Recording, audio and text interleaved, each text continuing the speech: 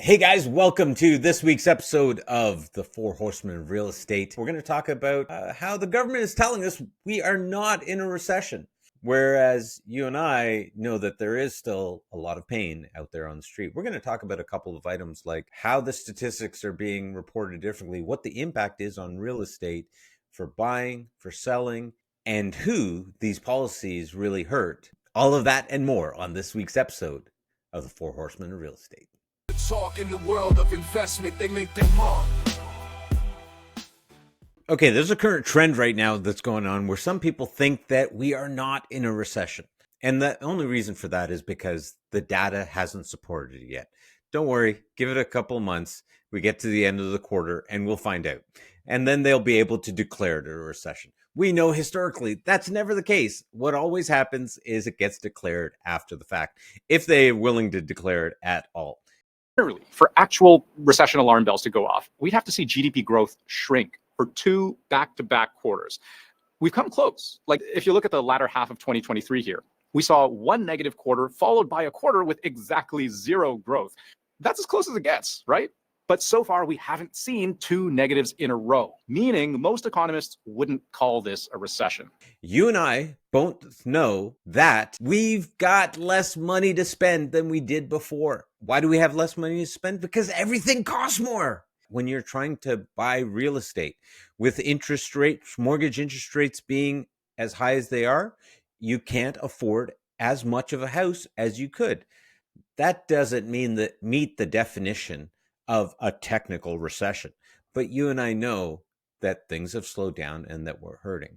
We are getting hit in all of these areas. And what do? We avoid spending money in certain places. And that has a direct impact on businesses, on those businesses. Some restaurants will go out of business. Some businesses will not be able to make their financial commitments and have to close up. Now, here's a little something that we can all understand. When you don't have money to spend, you don't just wrap up shop, walk out of your house and leave.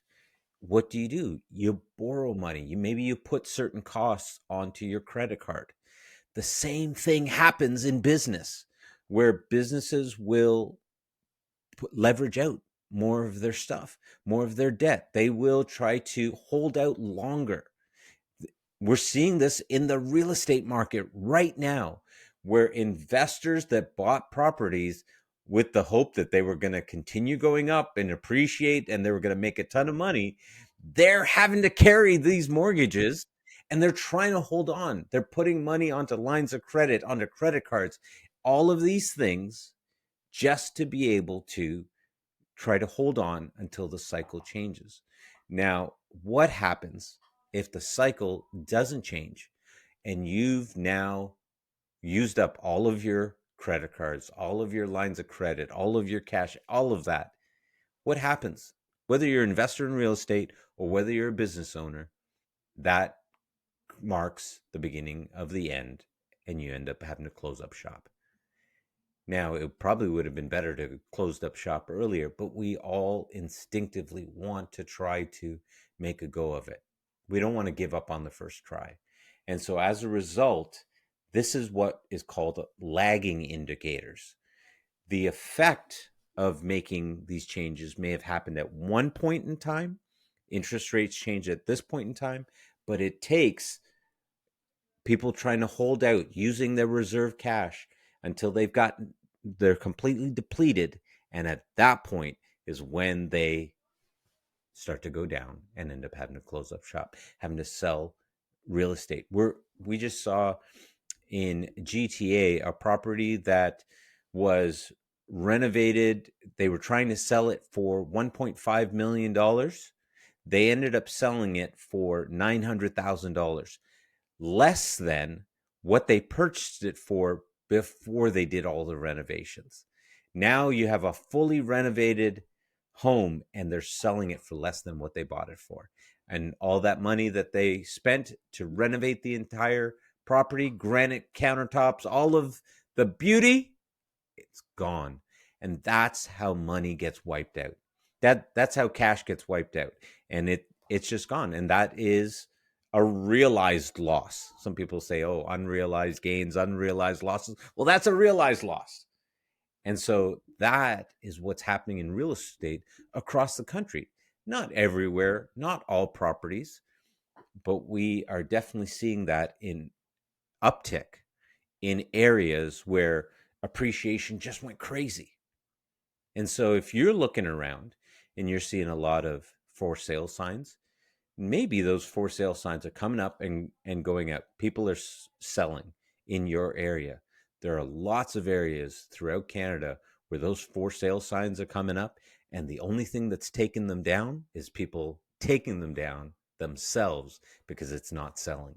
So the question of immigration and its impact on real estate comes up because people think, oh, there's more people that have come to this country, therefore we have more buyers of real estate.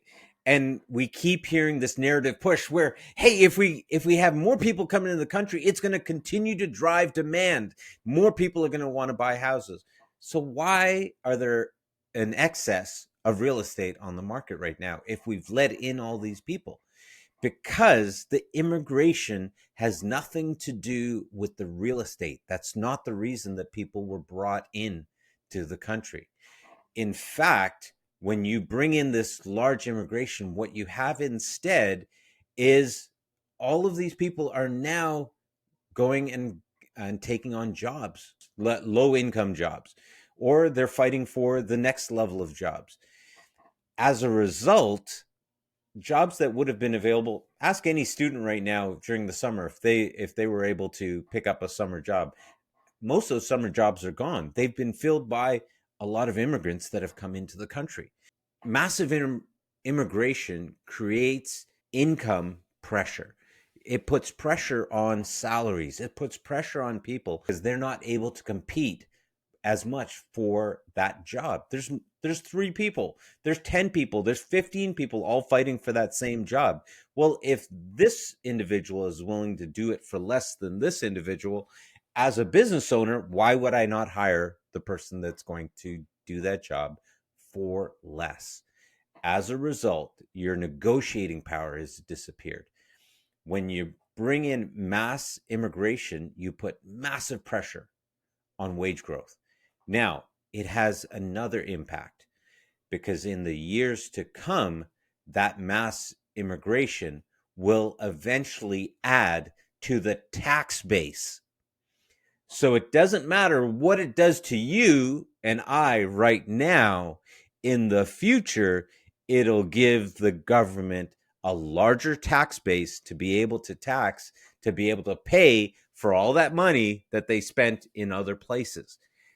Their concern is not for you and I in that regards, but rather to be able to pay for the whole machine that is the government debt.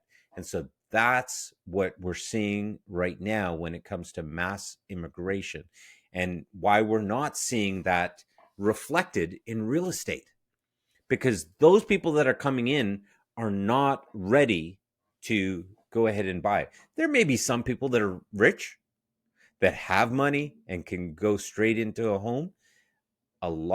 We know this to be true. A lot of new immigrants are going to start off and they're going to start off renting.